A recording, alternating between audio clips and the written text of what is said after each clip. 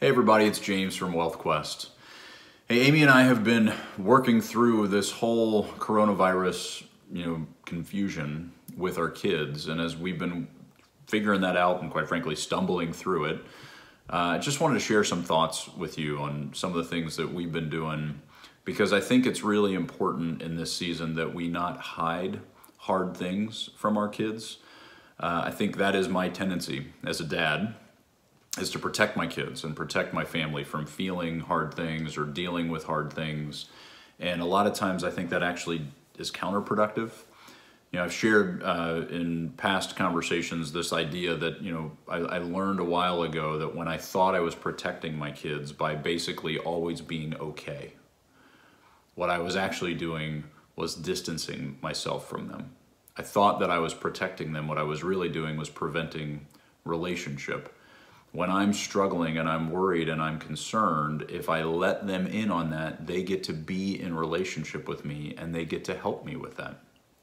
If I continually push them away and say, it's fine, it's fine, it's fine, one, they don't actually get to be connected to me, but two, they learn that worrying about things is not anything dad ever does. That this is something that's wrong with me if I feel fear or worry, because dad never feels fear or worry. And so I think it's really important in this season to let our kids in, which is a lot of times counter to our tendencies and our instincts, but I think it really helps the connection in the family grow tighter. And so a couple of thoughts I wanted to share with you that we've been trying to do. The first is a lot more check-ins and frequent questions. How are you doing? How are you feeling? What are you worrying about? What are you frustrated by? What are you glad for and grateful for? What about this season has been good? All right, so just constantly connecting and checking in. How are you doing and where are you at?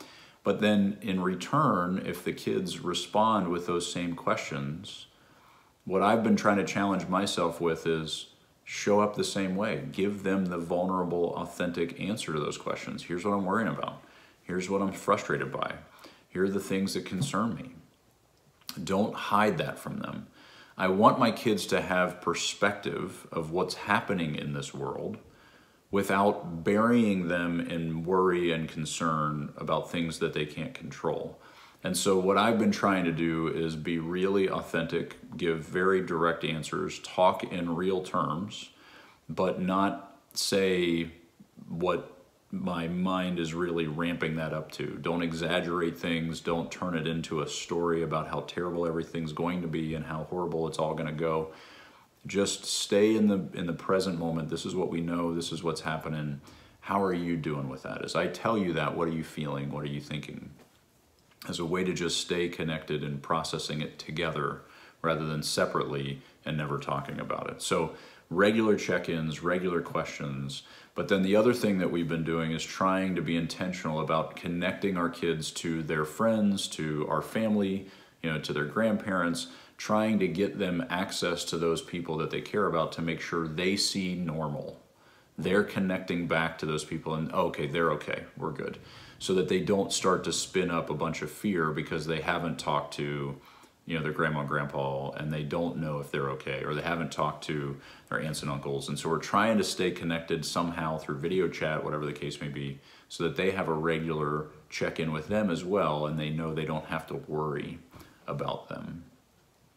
I think in this season, it is really easy for us to kind of have our little whisper conversations as a couple, and Amy and I have certainly done some of that, where we're talking about something, for example, the other day, my 14-year-old came up and we were talking about something we were really concerned about, and he said, what's going on? And my first thought was to say, don't worry about it, just go back over there. But instead we let them in. We have these friends of ours, one of them lost their job, we have these other friends where they're having a hard time paying their rent, and we're trying to figure out how we show up on mission to help those families. And I want him in that conversation. I don't want to exclude him from that. And so as he asked, we were able to invite him into, this is what we're working through, and this is what's the hard truth about what's going on with these families that we care about, and get him in the conversation of what we can do about that.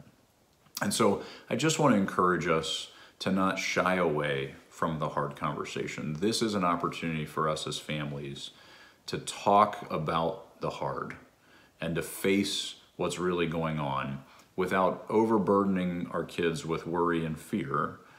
We don't want to do that, but we also don't want to protect them so much that they walk out of this season without any perspective of what really happened to a whole lot of families.